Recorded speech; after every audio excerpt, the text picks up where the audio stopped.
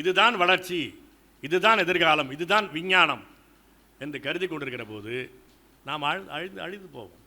இப்போ மாற்று என்பது என்ன? மரபிலிருந்து தொடங்க வேண்டும். நம்முடைய மண்ணிலிருந்து, மரபிலிருந்து தொடங்க வேண்டும்.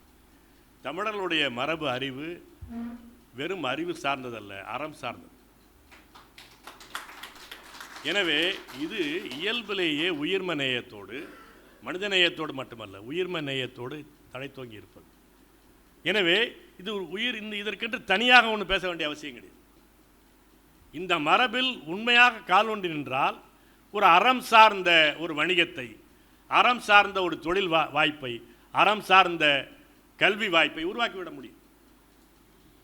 இது இயல்பிலேயே சமத்துவத்திற்கு நெருக்கமானது. இதிலே கால் ஊன்றுவது நிற்பதற்கு நமக்கு ஒரு வாய்ப்பு இருக்கிறது. மற்றவர்களுக்கு இருக்கலாம், இல்லாமல் போகலாம். மற்ற மொழிக்காரனுக்கு, மற்ற எண்ணத்துக்காரனுக்கு இல்லாமல் இருக்கலாம். அது அவன் பாடு. நமக்கு அப்படி ஒரு வாய்ப்பு இருக்கிறது. அந்த வாய்ப்பில் கால் ஊன்றி நின்று மாற்றுகளை யோசிக்க வேண்டும்.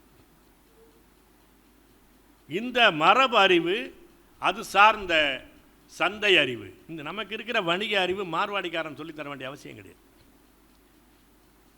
இப்போ உலகம் முழுவதும் போய் ஏற்றுமதி இறக்குமதி பண்ணான்னா அறம் சார்ந்த வணிகம், பண்டமாற்று தான்.